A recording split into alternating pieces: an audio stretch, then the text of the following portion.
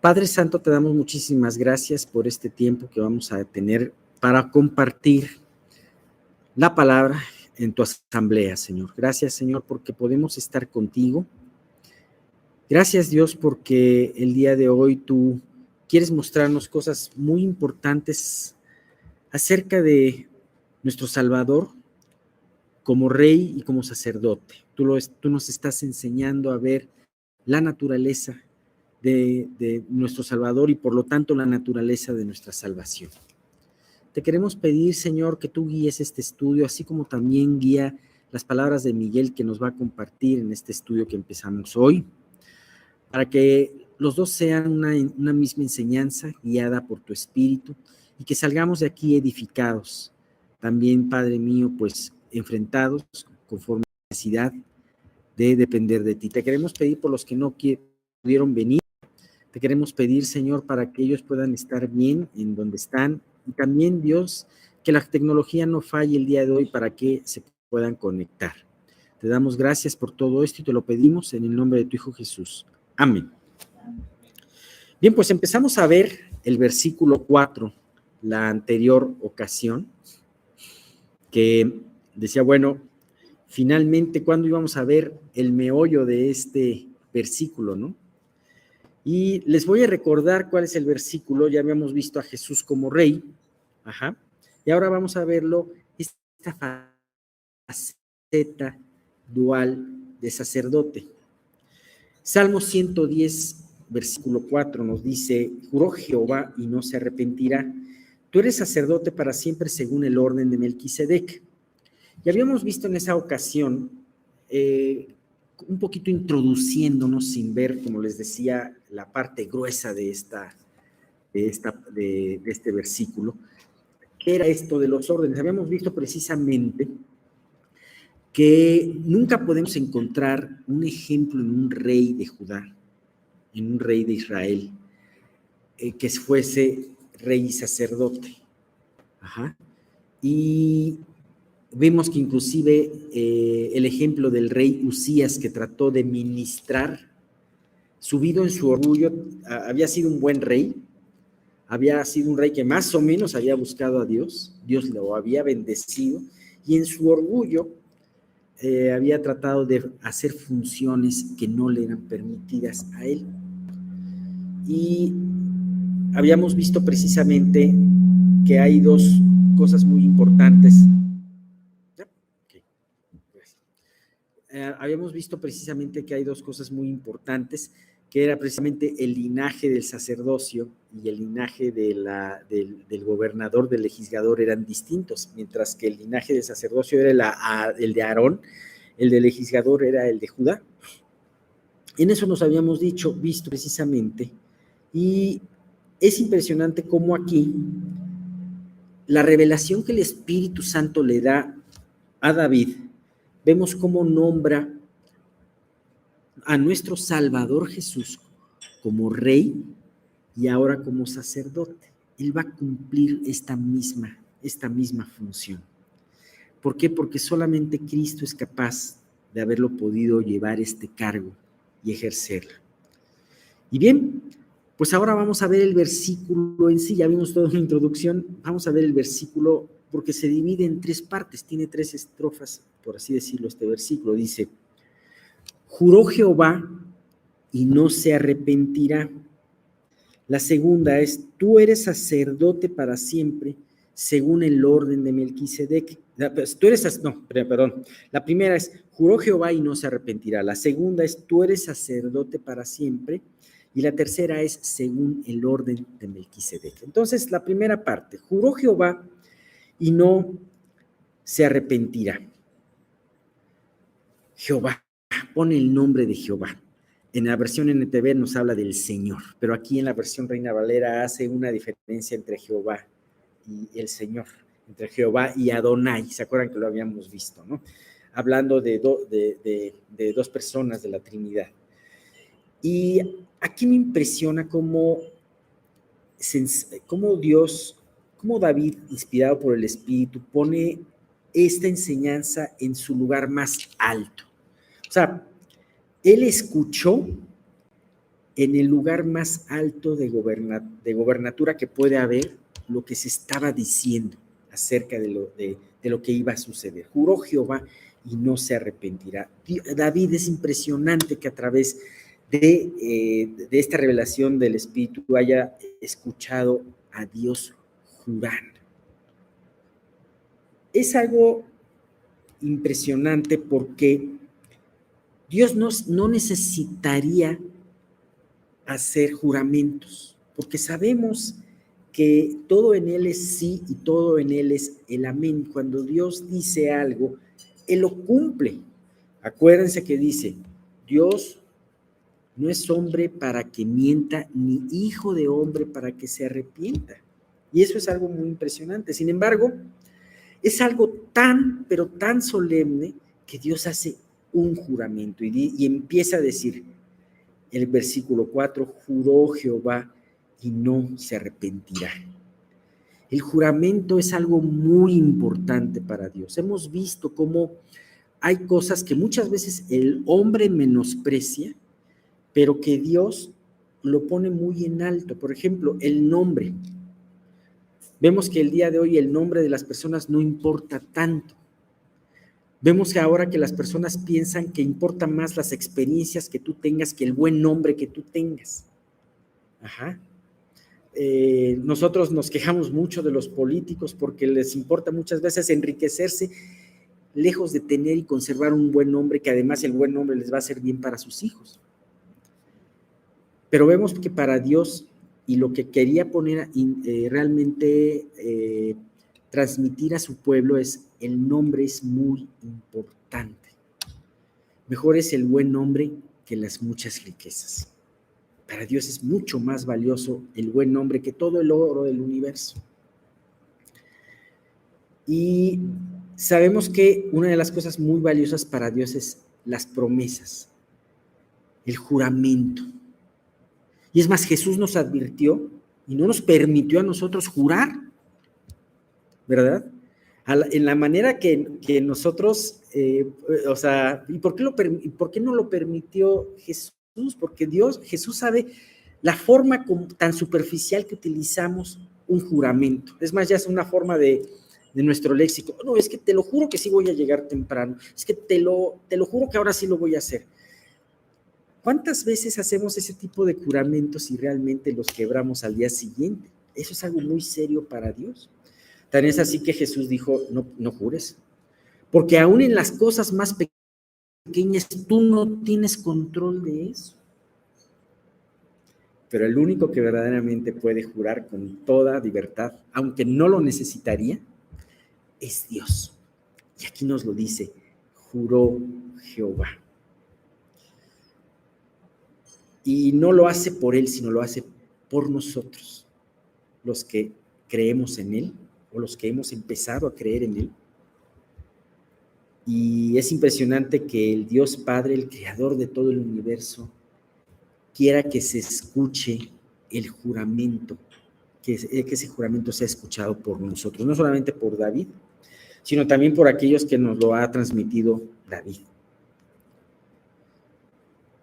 Así que cuando él emite este juramento, podemos tener la absoluta certeza de que esto va a ser así. No lo necesitaríamos, pero Dios nos lo ofrece, como diciendo, esto debe de ser algo muy firme. Vamos a estar viendo algunos de los versículos de Hebreos que nos habla de Melquisedec, nos habla de este pasaje, y nos habla también de que viene muy a la par de lo que estamos viendo. ¿Sí? En Hebreos del capítulo 6 de los versículos 17 al 19, ¿qué nos dice? Por lo cual, queriendo Dios mostrar más abundantemente a los herederos de la promesa, fíjate, no lo hace por él, no lo hace porque él necesita un juramento, sino porque quiere mostrar de una manera abundantemente a quienes, no a cualquiera, sino a los herederos de la promesa. ¿Y quiénes son los herederos de la promesa? Los que hemos creído.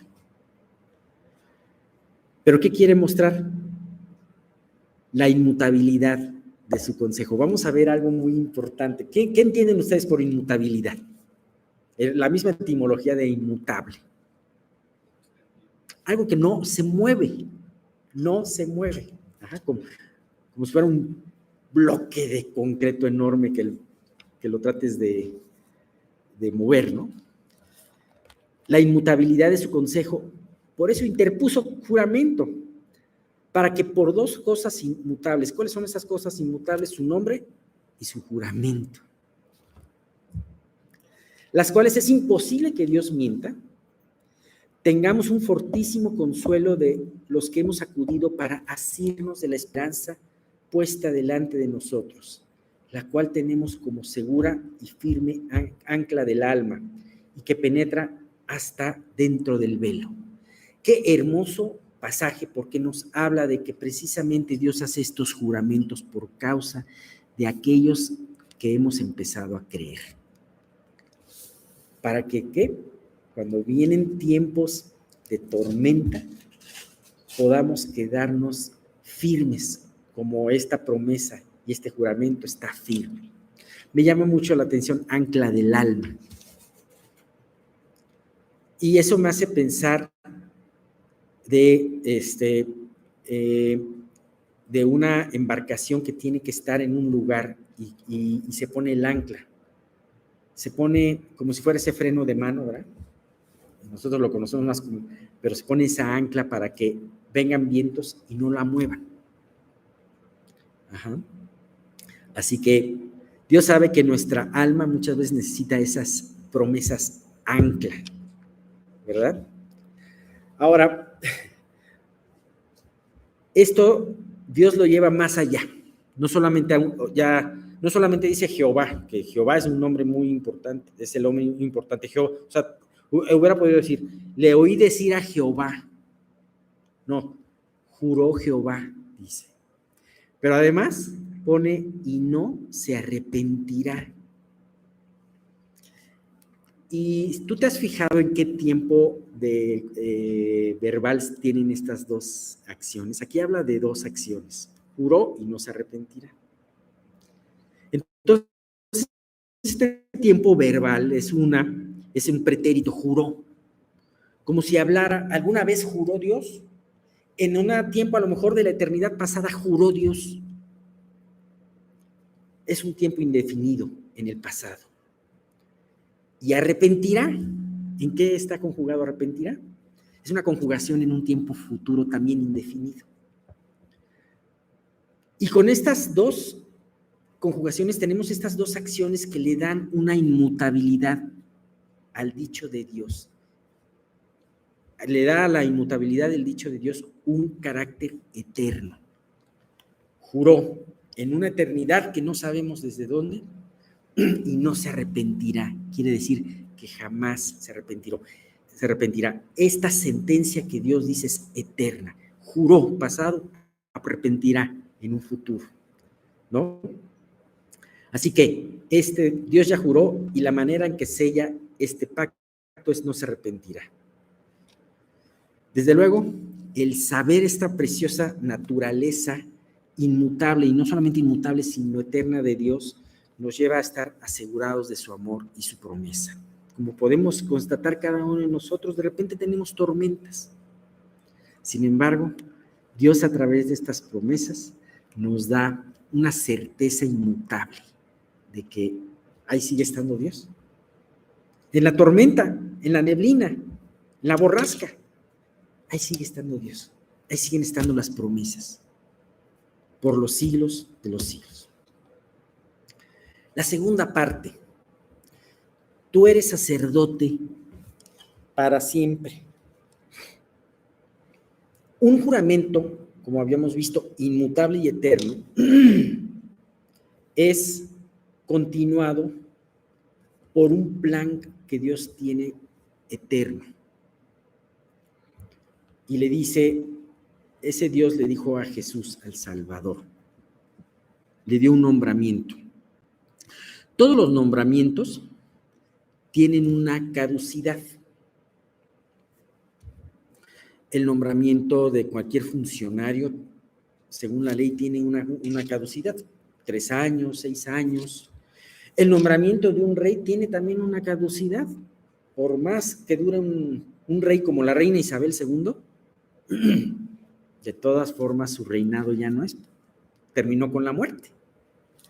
Sin embargo, le dice, tú eres sacerdote para siempre. Es un precioso ordenamiento que no tiene fin. Un juramento inmutable y eterno que Dios da de un plan eterno de Dios para la humanidad. ¿Y por qué para la humanidad? Se lo está diciendo a Jesús. Pero acuérdate que un sacerdote, como lo habíamos visto en la semana pasada, era un intermediario, un intercesor entre Dios y los hombres. Porque sabemos que tenemos un Dios y un solo intercesor entre Dios y los hombres, que es Jesucristo hombre.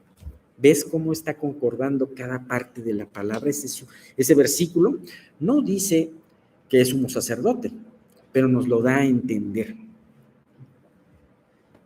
Tú eres sacerdote, está en un presente continuo, pero no parece clase de gramática, pero creo que nos está ayudando a saber, a ver varias cosas de estos versículos. El verbo ser se hace en un presente eres, que es un presente continuo. ¿Y qué me refiero? Que es una acción continua. Al decir tú eres, está diciendo tú fuiste, eres y seguirás siendo. Y la remarca con las palabras para siempre. Así que Dios, con un juramento y diciendo que no se va a arrepentir, ordena a nuestro Redentor que va a ser el mediador perfecto para que es para siempre. ¿Sabes? Qué maravilloso es esto. Qué maravilla de promesa es aquel que es el autor de la vida. Por él todas las cosas existen. Además, por él fue la salvación. Y por él va a ser esa intermediación perpetua y eterna. Esto me recuerda un poquito a esa imagen que vio Zacarías en el cielo, el profeta Zacarías. Esto lo pueden ver en Zacarías capítulo 4, en donde estaba un juicio en el cielo y estaba delante de él un sacerdote, el sacerdote de aquel entonces, Josué. Y entonces tenía al acusador, a Satanás, que lo hemos visto en otros salmos como acusador, acusándolo, lo que él ha pretendido hacer desde el inicio del tiempo. Y tenemos la acción en ese versículo del intercesor Jesús, que no solamente lo defiende, sino reprende a ese fiscal. Y dice, podemos tener esa certeza de que tenemos ese mediador en los cielos y que es un mediador perpetuo. Ahora, esto nos ayuda a ver varias diferencias, ya que habíamos visto el sacerdote arónico y ahora estamos viendo este sacerdote de Jesús, que vamos a hablar después de este nuevo orden. Dice, ¿qué diferencia tiene este sacerdote con el sacerdote arónico o los sacerdotes de la línea arónica? Este sacerdote ha presentado un solo sacrificio, pero este ha sido perfecto, su propia carne y sangre, a diferencia de Aarón, el cual tenía que presentar sacrificios constantemente. Y vaya que ves en el libro de Levítico qué cantidad de sacrificios tenían que presentarse, ¿no? Pero también no solo una cosa, empezando, el sacerdote tenía que presentar primeramente un sacrificio por sí mismo, y ya después del sacrificio por sí mismo, entonces sí podía presentar un sacrificio por el pueblo. Pero Jesús se presenta no un sacrificio por sí mismo, sino él mismo como sacrificio, y no muchas veces, sino una vez y para siempre. Vemos que Aarón y sus descendientes podían entrar solamente un día en el tabernáculo, en el día de la expiación. Una vez que ellos hayan ofrecido este sacrificio por ellos mismos y el sacrificio por el pueblo, podían entrar una vez al año a un tabernáculo hecho con manos humanas. Sin embargo, este gran sumo sacerdote entró de una vez y para siempre en el verdadero santuario que está en el cielo e intercederá por nosotros eternamente. Qué hermoso es esto.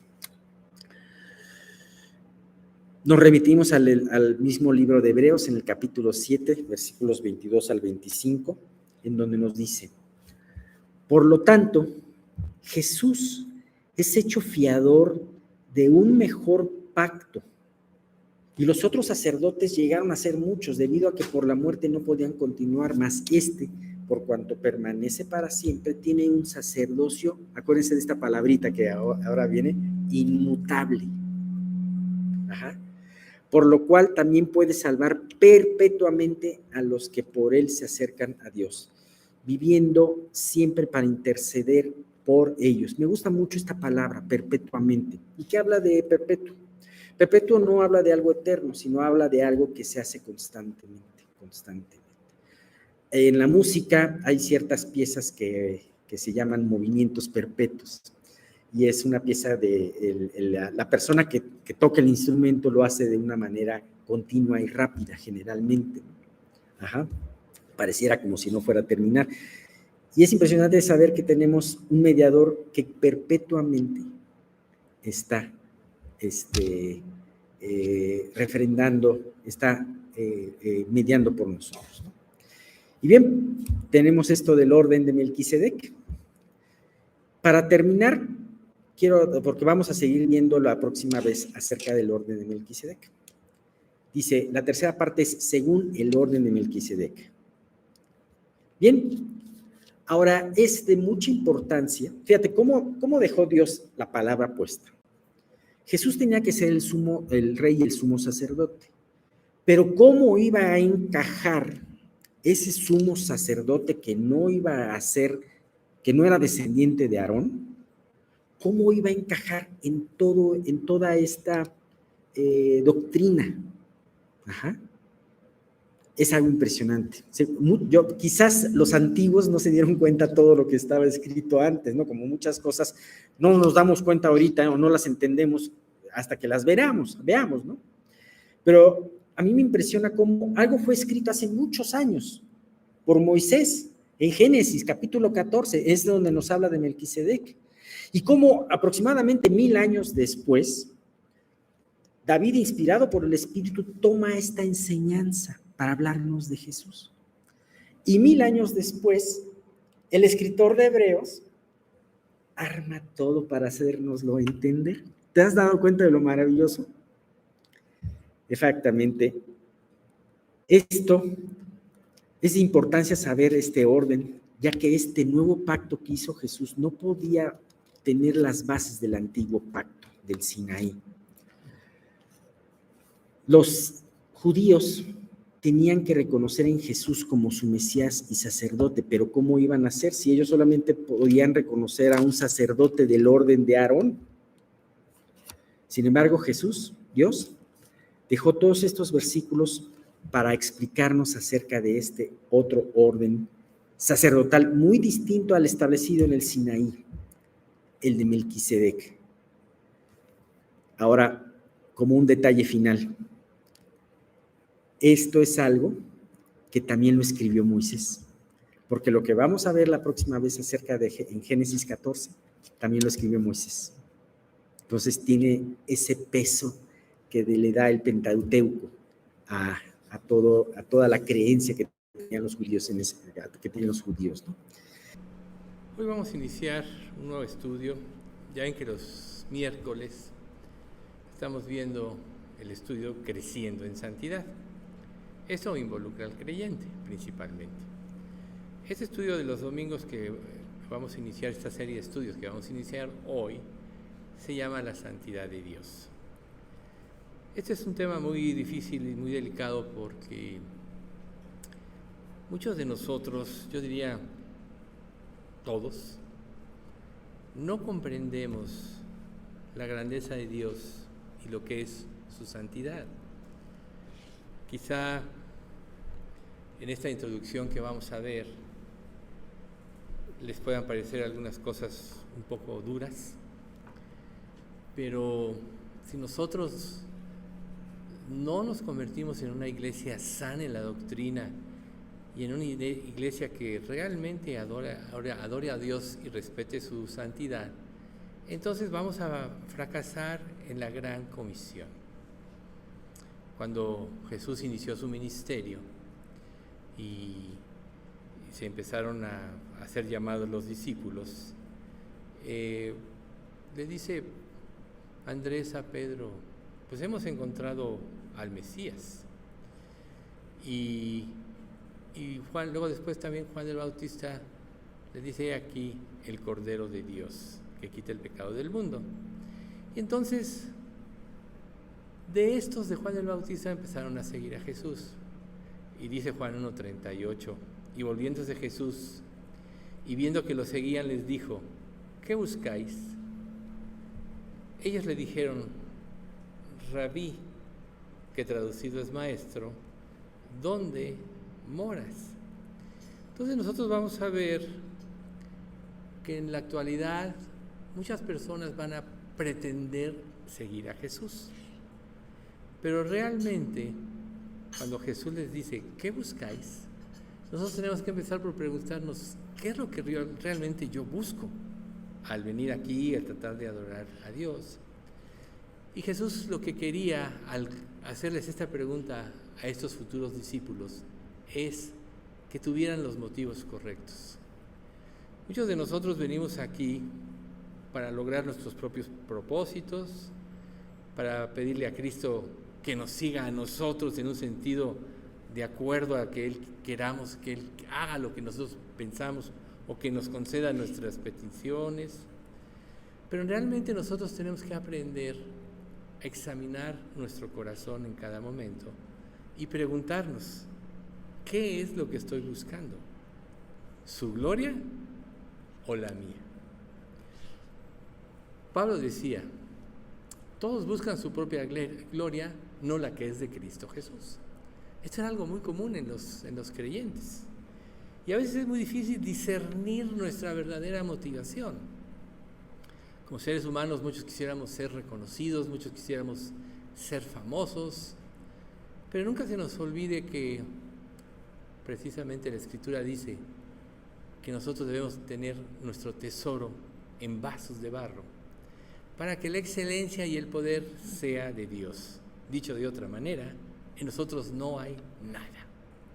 Y lo único que puede emanar de nosotros que glorifique a Dios, si estamos buscando su gloria, es que realmente queramos hacer su voluntad, es que realmente queramos buscarlo a Él, es que realmente pretendamos, en función de la gratitud de lo que Él hizo por nosotros, buscar su gloria.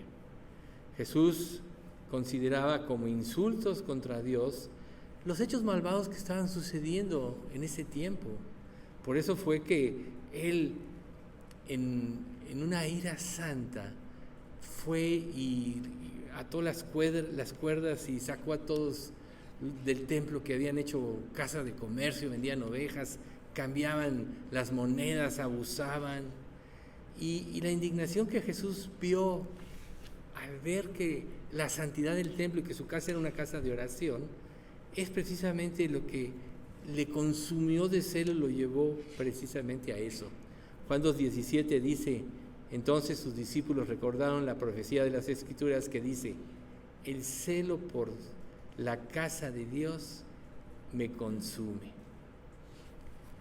El Hijo de Dios, Jesús, conoce muy bien la naturaleza humana, sabe lo que nosotros somos, sabe precisamente lo que hay en el corazón de cada creyente. Cuando Él llama a Natanael, Él sabía lo que había en su corazón y en un sentido positivo Él dijo, he aquí un verdadero israelita en quien no hay engaño. Nosotros ya sabemos la respuesta de Natanael, como, Señor, ¿de dónde me conoces? Pues te vi debajo de la higuera. Señor, tú eres el Cristo. Su corazón estaba preparado. Seguramente Natanael estaba meditando en las Escrituras, estaba viendo su pecado, estaba viendo su impureza, estaba clamando a Dios. Pero recuerden que en Jeremías 17:9 dice, se lo voy a leer en la versión NTV, el corazón humano es lo más engañoso que hay y extremadamente perverso. ¿Quién realmente sabe qué tan malo es. ¿Qué tanto sabes tú? ¿Qué tan malo es tu corazón? Jesús, obviamente, como Dios hecho hombre, era sabio y sabía que la fe de algunos de sus seguidores era una fe superficial. Así como en esta iglesia, Él sabe lo que cada uno de nosotros somos y sabe quién pretende tener una fe pura, una fe verdadera, y Él sabe lo que es una fe superficial. A veces nosotros nos contentamos con cumplir ciertos requisitos y ya eso calma nuestra conciencia, pero la Biblia dice que eso es como religiosidad. Por eso Él tuvo que decirle a los fariseos y saduceos de esta época: este pueblo de labios me honra, pero su corazón está lejos de mí, pues en vano me honran enseñando como doctrinas mandamientos de hombres. Quizá tú piensas que eres un cristiano devoto, quizá tú piensas que estás honrando a Dios, pero quizá te puedas llevar una sorpresa de que tus acciones, tu comportamiento, lejos de estar honrando a Dios, lo están poniendo en duda de lo que es el verdadero cristianismo. Jesús sabía que muchos de los que lo buscaban en ese tiempo y lo seguían, tenían una fe superficial. Muchos de ellos, después, por ejemplo, de adorar a Cristo, cuando Él desciende a Jerusalén, después votaron o gritaron: crucifícale, crucifícale, ¿no? Entonces, para muchos de nosotros es muy fácil creer. Cuando todo es emocionante, cuando las cosas aparentemente van bien, ¿sí? Pero cuando empiezan los problemas, cuando empiezan las pruebas verdaderas, muchos van a caer, muchos van a decaer en su fe. Y a veces Dios por eso las hace, porque su fe no es una fe verdadera, realmente no está bien cimentada. Y tiene que haber un proceso en nuestra vida de concientización, precisamente de cuál es nuestra verdadera condición espiritual. Y esta nunca la vamos a detectar nosotros si no apropiamos o apreciamos la santidad de Dios. En 1 Corintios 6, 9 al 12 dice: ¿no sabéis que los injustos no heredarán el reino de Dios? No erréis, ni los fornicarios, ni los idólatras, ni los adúlteros, ni los afeminados, ni los que se echan con varones, ni los ladrones, ni los avaros, ni los borrachos, ni los maledicienses, ni los estafadores heredarán el reino de Dios. Y esto erais algunos de vosotros, mas ya habéis sido lavados, ya habéis sido santificados, ya habéis sido justificados en el nombre del Señor Jesús y por el Espíritu de nuestro Dios. Todas las cosas me son lícitas, pero no todas convienen. Todas las cosas me son lícitas, pero yo no me dejaré dominar de ninguna. En este pasaje, nosotros podemos analizar de nuestra vida cuál de estos elementos hemos superado realmente nosotros. Quizá nosotros pensamos que estamos caminando con Cristo y no nos damos cuenta que el hecho de no tener victoria en alguna debilidad o en alguna de las conductas que estamos ahorita analizando puede evidenciar que realmente no somos salvos. Nosotros ya hemos dicho muchas veces que cuando hay un verdadero arrepentimiento hay un cambio de mente. A lo que antes eras esclavo, si realmente te arrepientes, dejas de ser esclavo y eres liberado de esa esclavitud. Pero ¿qué pasa si tú, siendo cristiano, sigues viviendo en las formas de tu antigua supuesta vida en Cristo? Lo más probable es que no lo seas. Lo más probable es que hiciste una mera profesión de fe. Y miren, todo esto que yo estoy diciendo ahorita, yo lo hago para que cada uno se juzgue delante de Dios a sí mismo, ¿sí? Recuerden, el juicio Dios se lo dio a Jesús y Él es el único que debe de juzgar. Pero Él sí quiere que nosotros nos examinemos a nosotros mismos, como dice la Escritura, para que no seamos juzgados. Y si Dios nos juzga, lo hace para que no seamos condenados con el mundo. Pero las áreas de debilidad en la vida de un creyente, las áreas que un creyente no supera, es o porque no ha cambiado su mente, o es porque se ha convertido en un ídolo, sea cual sea, que le impide la consagración y ver la santidad de Dios. Entonces, ¿qué es lo que tú practicas de lo que ahorita, de la lista que nosotros acabamos de mencionar? Después puedes revisarla con mayor profundidad para que puedas detectar si hay algo en ti. Entonces, ¿qué pasa si tú detectas que encuadras en alguno de estos puntos? La Biblia te llama al arrepentimiento. ¿Por qué Dios quiere que nos arrepintamos de los hechos que nos separan de Él? Porque eso nos separa de Él, nos hace esclavos.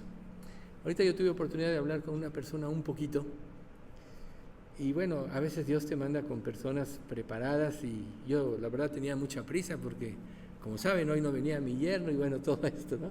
Sin embargo, a veces Dios te abre las puertas y dices, bueno, ¿qué hago, no? Pero esta persona tenía muchas dudas y mucha hambre y mucha sed.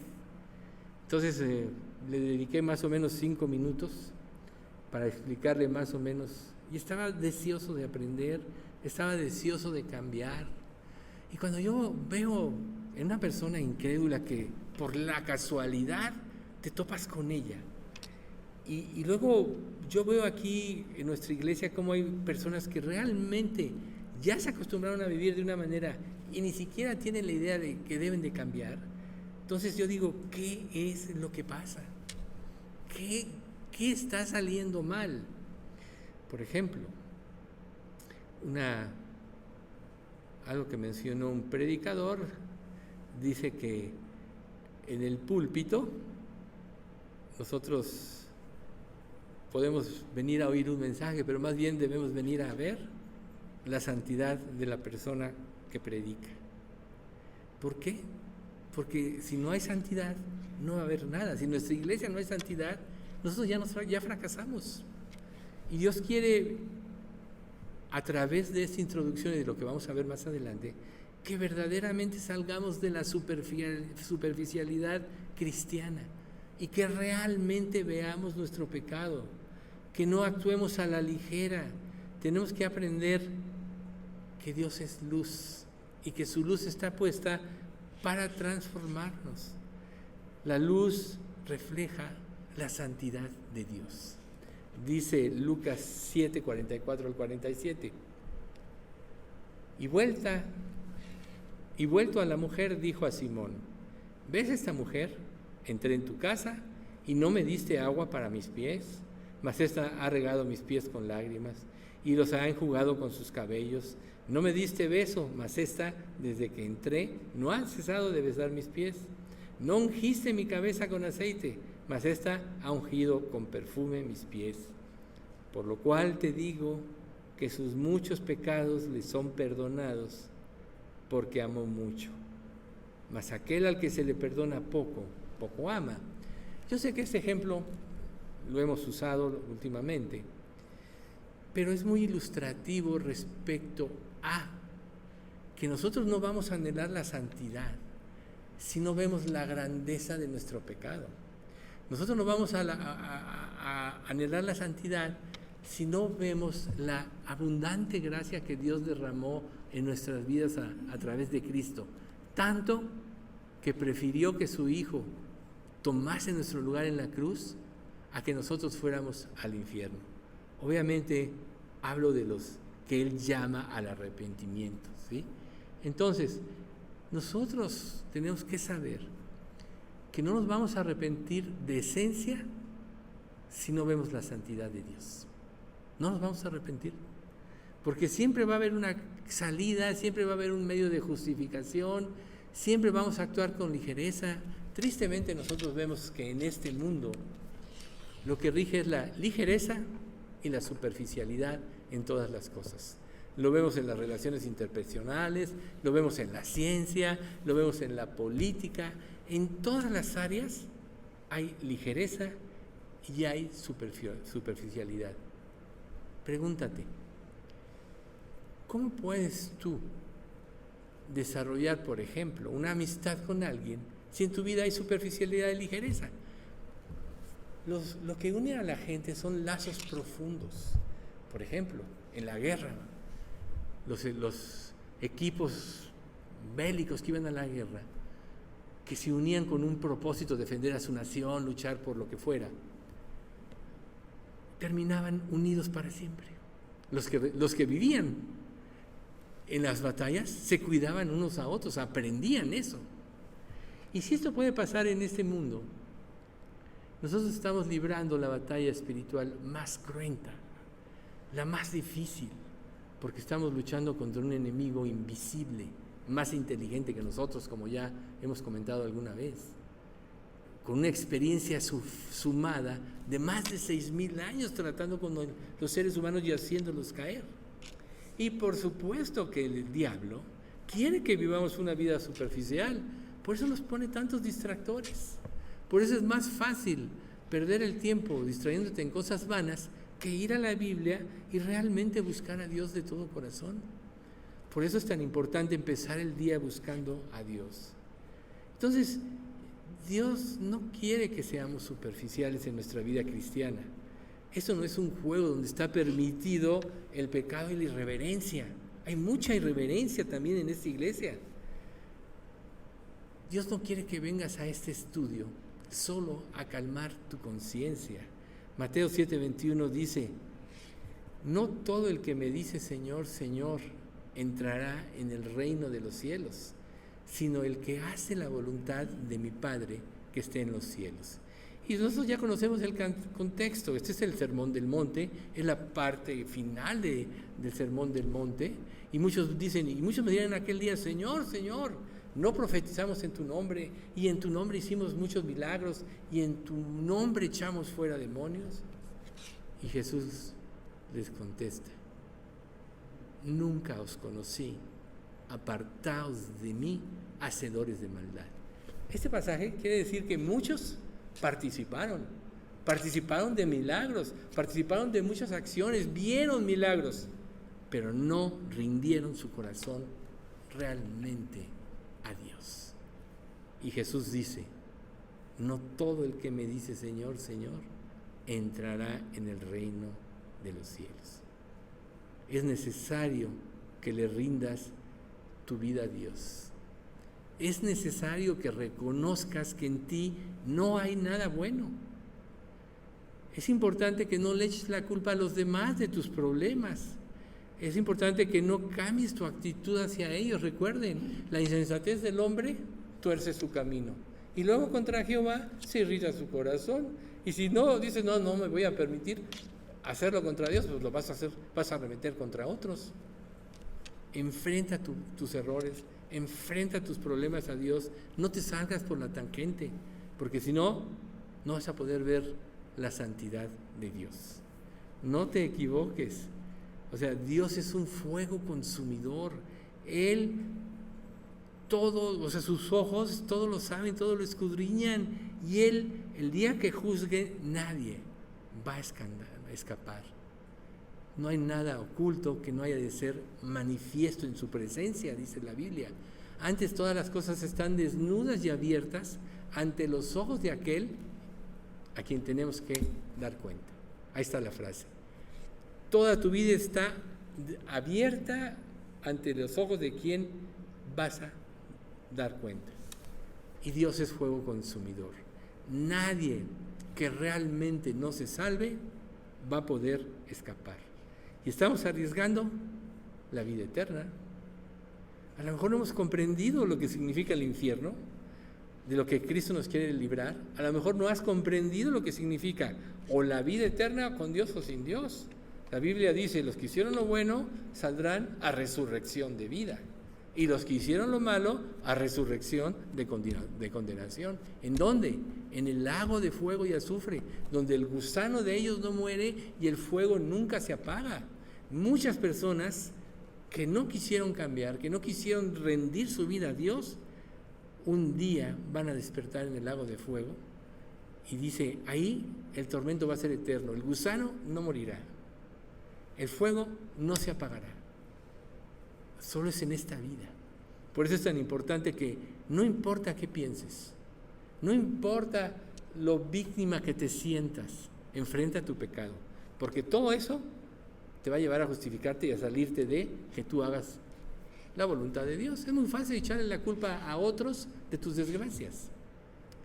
Como humanos siempre lo hacemos, pero qué difícil es confrontar tu vida y confrontar tu pecado. Nosotros como iglesia no vamos a poder dar una buena cuenta si no hay una verdadera santidad en la congregación. Y ese es el motivo de este estudio. Y lo que dice Hebreos 12:14, seguid la paz con todos y la santidad, sin la cual nadie verá al Señor. ¿Se fijan qué importante? Sin santidad nadie verá al Señor. Entonces, ¿cómo te atreves a decir, yo puedo vivir una vida de corrupción, a fin me voy a complacer a mí mismo, y no estás viendo cómo estás ofendiendo a Dios? Y volvemos al principio de esta explicación. Por eso el celo por la casa de Dios consumía a Jesucristo. Nosotros vemos en el primer capítulo del libro de Apocalipsis cómo la iglesia se presenta como 12 candeleros y el ángel se paseaba en medio de ellos. El que juzga las iglesias, que es prácticamente Jesús, está al pendiente de su iglesia. Y entonces, ¿quién es precisamente aquel que va a estar en la presencia de Dios? Tú no vas a ir a Dios en tus propios conceptos de cristianismo. Tú no vas a ir a Dios manteniendo tu vida de pecado, tu vida de iniquidad. Vas a ir a Dios, como dice Juan 14:23. Mas la hora viene, y ahora es, cuando los verdaderos adoradores adorarán al Padre en espíritu y en verdad. Porque también el Padre, tales adoradores busca que le adoren. Ahí está. Dios quiere verdaderos adoradores. No quiere personas hipócritas, superficiales. Entonces, nosotros debemos de venir aquí, no alabarnos a nosotros mismos de que, ay, qué buen creyente, mira cómo hago buenas obras, mira, vienes muchas veces, y es algo tan difícil, buscando tu propia gloria en tu propio cristianismo. Aquí venimos a adorar a Dios, venimos a darle la gloria a Dios, por lo cual nosotros no podemos venir tampoco en un estado inconveniente, donde no estemos plenamente conscientes de lo que venimos a hacer aquí, porque entonces Dios va a juzgar. Por eso es tan importante tener un tiempo devocional, y si vienes aquí, tienes que venir plenamente con todos tus sentidos para discernir correctamente la voluntad de Dios, porque cualquier cosa que te desvíe, no vas a poder discernirla, no te vas a poder arrepentir, no vas a poder ser edificado, no vas a poder crecer en la gracia, y menos vas a poder adorar a Dios, por lo cual no vas a poder llevar una vida de santidad. Entonces, nuestra ligereza además podría influenciar a otros, porque si yo no vivo tan santo y aquí estoy y no pasa nada, entonces otros van a pensar, no, pues ve, este peca y hace lo que quiere y no pasa nada. No, la santidad es un pecado muy grande y Dios lo juzga muy grande. A final de cuentas, en Job 36:18 dice, por lo cual teme, no sea que en su ira te quite de golpe, el cual no puedas apartar de ti con gran rescate. Este pasaje, hace muchos años, me lo compartió un creyente que tenía ciertos problemas en su vida. Y me dijo, es que Dios me habló a través de este pasaje. Y desde entonces yo medité, y he meditado mucho en este pasaje, y ahora que estaba preparando este estudio, yo dije, bueno, eso quiere decir que Dios en su amor infinito a todos sus hijos ya nos dio la victoria en Cristo. Eso es lo más importante. Pero ¿qué pasa si nosotros desechamos la gracia de Dios? ¿Qué pasa si nosotros la tomamos a la ligera? No vamos a ser transformados, no vamos a cambiar, no vamos a poder experimentar las riquezas de su gracia, no vamos a poder experimentar la verdadera felicidad, que es lo que Dios quiere darnos. Dios quiere que nosotros vengamos a este estudio anhelando que Dios produzca en nosotros la santidad verdadera. Es lo que Dios quiere, que nos dé ese anhelo de ser transformados, sanados y ser cada día más parecidos a Cristo. O sea, si estamos oyendo estas palabras, es porque Dios quiere ayudarnos a todos, es porque Dios quiere liberarnos de cualquier lazo de esclavitud, de cualquier pecado que nos pueda impedir la consagración. Aquí no hay excepción, todos pecamos, todos tenemos cosas que arreglar con Dios. Eso es algo que tenemos que tener muy presente ahorita en este momento.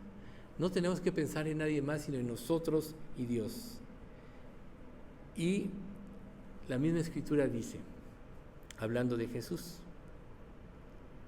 el cual no hizo pecado ni se halló engaño en su boca, quien cuando le maldecían no respondía con maldición, cuando padecía no amenazaba, sino que encomendaba la causa al que juzga justamente, quien llevó él mismo nuestros pecados en su cuerpo sobre el madero, para que nosotros, ahí está, estando muertos a los pecados, vivamos a la justicia, y por cuya herida fuisteis sanados.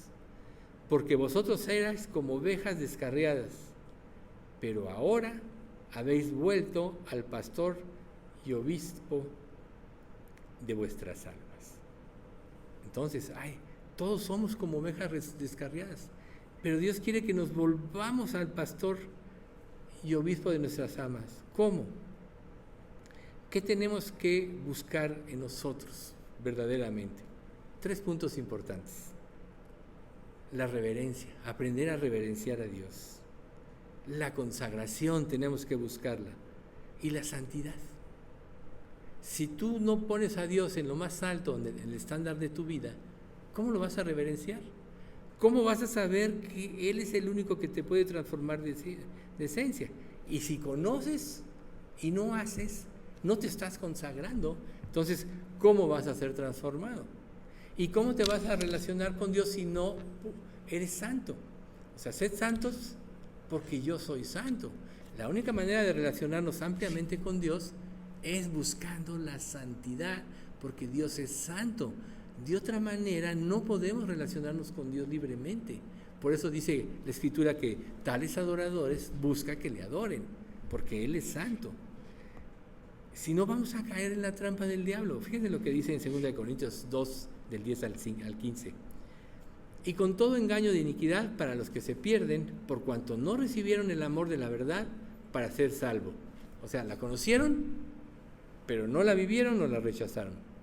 Por esto Dios les envía un poder engañoso para que crean la mentira. O sea, te vas a creer tus propias mentiras, a fin de que sean condenados todos los que no creyeron a la verdad, sino que se complacieron en la injusticia. O sea, ahí está el que conoce, no vive y a la larga va a rechazar.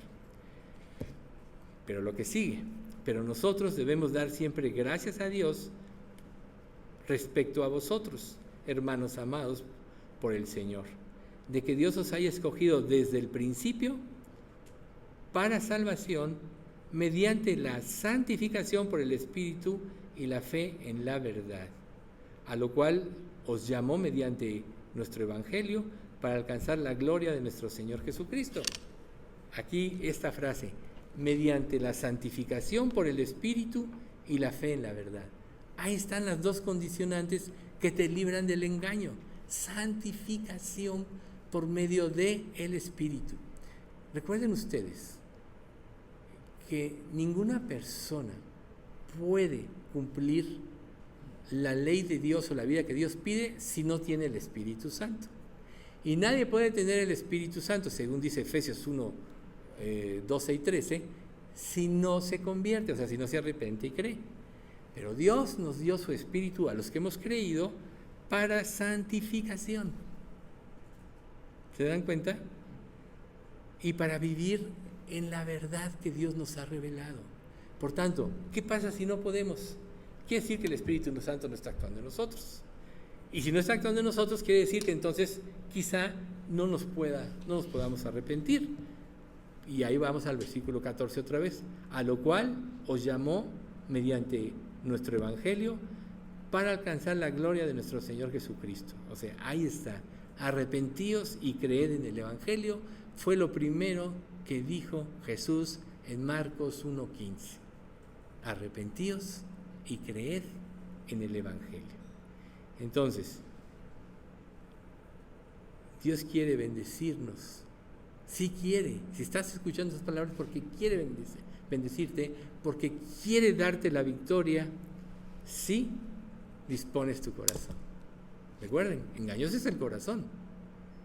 Tienes que humillarte para que se destruya tu orgullo y entonces tengas un corazón limpio que se pueda humillar ante Dios, un corazón contrito y humillado al que Dios no desprecia. En Juan 1:16 dice: de su abundancia todos hemos recibido una bendición inmerecida tras otra, lo cual quiere decir que si realmente le crees, Él no va a dejar de bendecir tu vida, no porque lo merezcas, sino por su beneplácito, porque estás caminando con Él, porque estás caminando en santidad. Reitero, sin santidad nadie verá al Señor. Aquí tienes que venir con la mejor disposición de tu corazón, tienes que venir habiéndolo preparado en oración para tener un corazón abierto a lo que Dios te quiere revelar.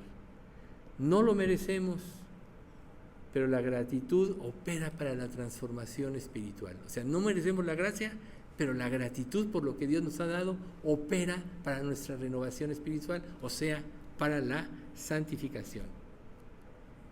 Y dice Juan 1:14, entonces la palabra se hizo hombre y vino a vivir entre nosotros. Esa es la versión NTV. Estaba lleno de amor inagotable y fidelidad. Y hemos visto su gloria, la gloria del único Hijo del Padre, la palabra. Entonces la palabra se hizo hombre. Ahí está. Y entonces, ¿quién es Jesús? Tú dices, no, yo ya sé quién es Jesús, el Salvador, etc. Claro que sí. Pero les voy a dar 3 conceptos muy interesantes. Jesús es el perfecto maestro. Por medio de Jesús nos damos cuenta cómo piensa Dios y por tanto cómo debemos pensar nosotros. ¿No dice Pablo en Romanos 12:2, transformados por medio de la renovación de vuestro entendimiento? ¿Cómo vas a cambiar tu entendimiento si no aprendes a ver cómo piensa Dios? ¿Y cómo vas a ver cómo piensa Dios si no acudes a la Escritura? Eso te lo dice Filipenses. Seguido citamos este texto, pero vamos a repetirlo.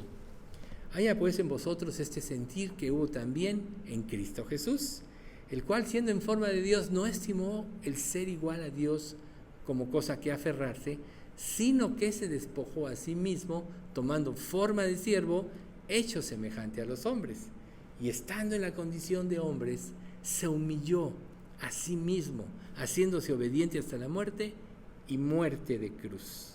Por lo cual Dios también lo exaltó hasta lo sumo, para que en el nombre de Jesús se doble toda rodilla, ¿no? Le dio un nombre que es sobre todo nombre, y toda lengua confiese que Jesucristo es el Señor, para gloria del Padre.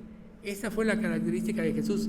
Aquí estamos viendo cómo quiere Dios que seamos nosotros, que dejamos de vernos a nosotros mismos y nos sometamos completamente a Él, y eso lo va a glorificar a Él.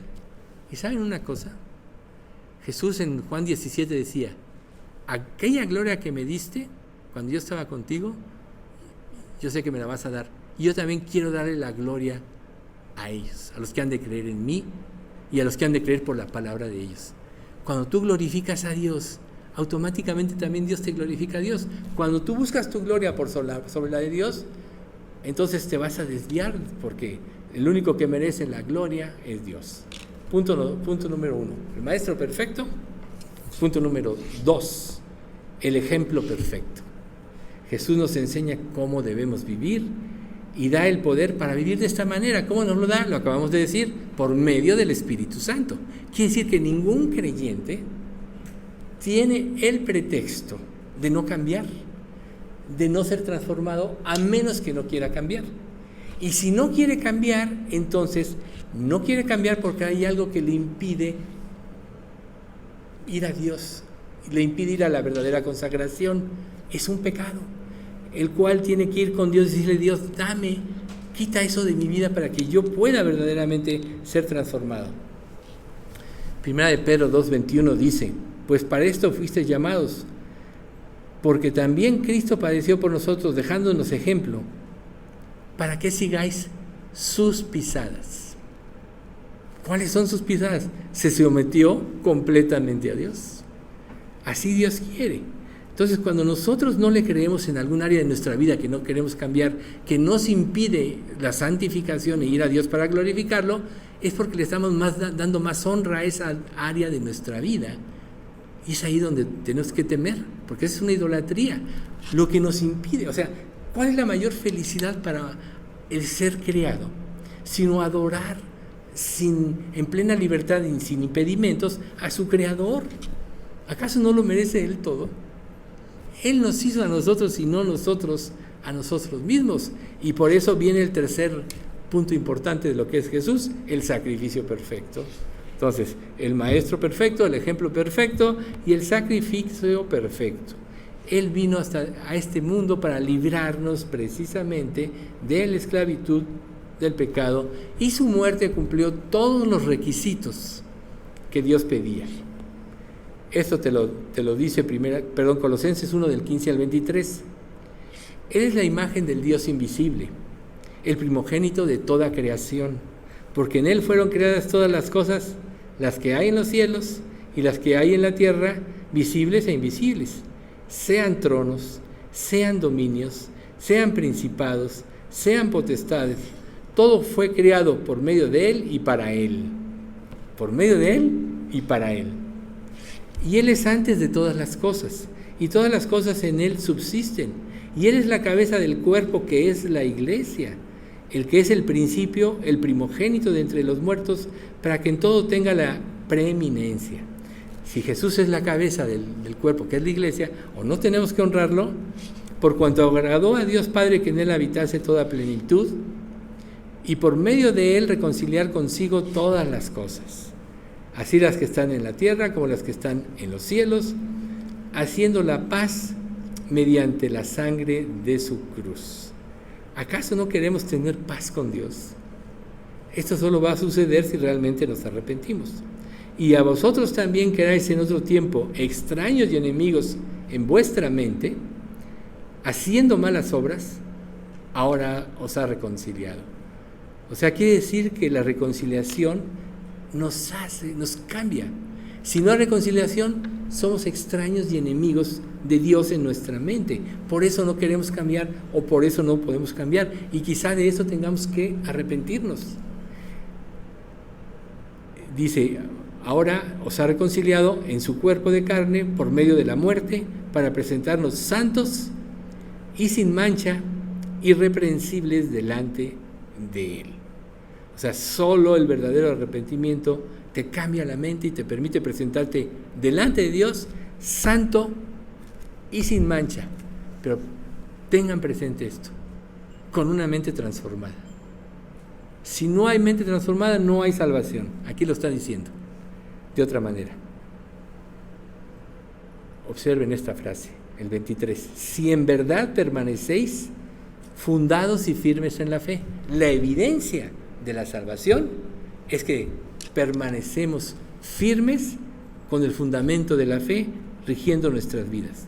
Si sin moveros de la esperanza del evangelio que habéis oído, el cual se predica debajo de toda la creación que está debajo del cielo, en toda la creación que está debajo del cielo, del cual yo, Pablo, fui hecho ministro.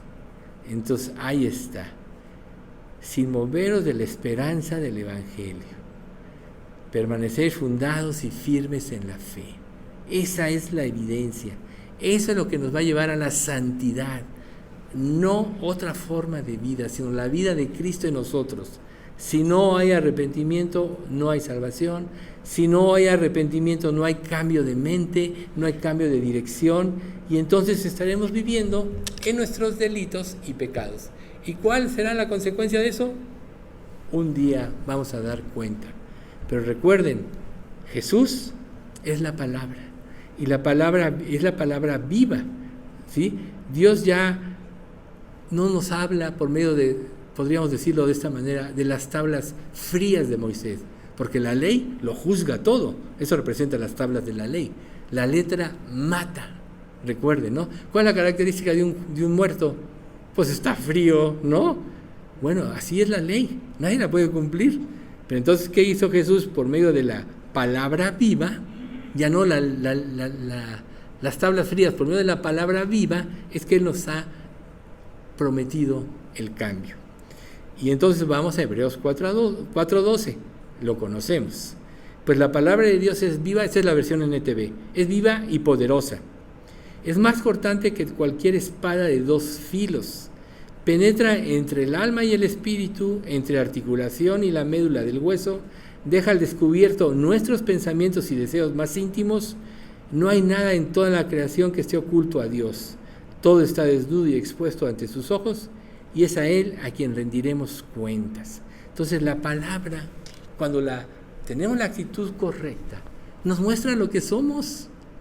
Y nos va a mostrar que somos pecadores, nos van a mostrar que necesitamos un cambio, no producido por el esfuerzo humano, sino por la gracia de Dios. Y la gratitud nos va a llevar a la santidad.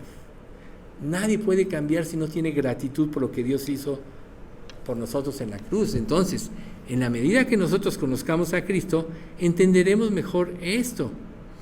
Dice en 2 Corintios 3:16, el cual asimismo nos hizo ministros competentes de un nuevo pacto, no de la letra, sino del Espíritu, porque la letra mata, mas el Espíritu vivifica. Ahí está. El Espíritu es el que nos da el arrepentimiento, es el que nos da la fe para cambiar, para creer, es el que una vez que entre nosotros cuando hemos renacido, nos cambia, nos da la perspectiva de Dios, aunado a la palabra vida revelada por el mismo Espíritu en los profetas y en los apóstoles, ¿sí? Entonces, Jesús dijo, ya para concluir, el Espíritu es lo que da vida. La carne para nada aprovecha. Las palabras que yo os he hablado son espíritu y son vida. Juan 6:63. ¿Quieres la vida del Espíritu, la cual te ofrece Cristo? Te la está ofreciendo ahorita. O el ser juzgado por sus acciones de acuerdo a la ley. La letra mata. La respuesta que des ahorita, y es entre tú y Dios, determinará tu eternidad. Pero nosotros anhelamos y vamos a perseguirlo, que en esta iglesia haya santidad. Queremos santidad. Queremos que todos tengamos un mismo corazón para adorar a Cristo. Queremos venir verdaderamente a adorar a Cristo. Que Dios nos ayude. Vamos a dar gracias. Padre, te queremos agradecer mucho por este estudio. Gracias, Padre, por esta introducción a este estudio de tu santidad. Sé que hay muchas más cosas que tú quieres mostrarnos todavía. Y seguramente, si disponemos nuestro corazón, lo seguirás haciendo. Mas reconocemos delante de ti, Padre, que tenemos un corazón rebelde en muchas áreas de nuestra vida y contradictor a tus enseñanzas y a tus mandamientos.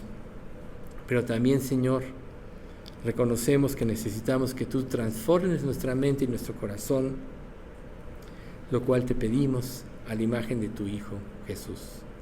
Sabemos, Padre, que sin santidad nadie te verá, por tanto, promueve en cada uno de la santidad y desenmascara dentro de la mente de cada uno todas aquellas áreas que no te están honrando, Señor, y que ponen en entredicho la fe cristiana y lo que estamos nosotros profesando en una iglesia como la que pertenecemos. Te pedimos, Padre, que tú promuevas la santidad en cada uno de nosotros que tú no pongas ese anhelo en nuestra mente y en nuestro corazón, y que sea lo que inunde nuestros pensamientos, porque es lo más importante ahora para nuestra vida una vez que somos salvos. Ser santos porque tú eres santo. Señor, haz esto, te lo pedimos, y te pedimos que cualquier flaqueza, cualquier debilidad, tú con tu Espíritu Santo des el poder para vencerla, para superarla y para quitar la esclavitud que nos impide verte tal cual eres y nos impide adorarte como lo mereces. Padre, te rogamos mucho también por Pati, que no pudo venir, se sintió mal, Pati López. Te pedimos también por Marco, el hijo de Margarita, que está muy delicado. Señor, concédele la salvación y la salud. Te damos gracias, Padre, porque tú has traído soluciones a nuestra vida, y te queremos pedir, Señor, que guardes a nuestra iglesia, a unos que no pudieron venir, a Rosita, que salió a un congreso a Colombia. Señor, guárdala en su regreso, y Señor, igual protege a Oscar, que está hoy de presidente de casilla. Sabemos que puede haber muchas revueltas y muchas cosas, pues en fin, nos ponemos en tus manos, Señor, todo esto para tu gloria, en nombre de Cristo Jesús. Amén.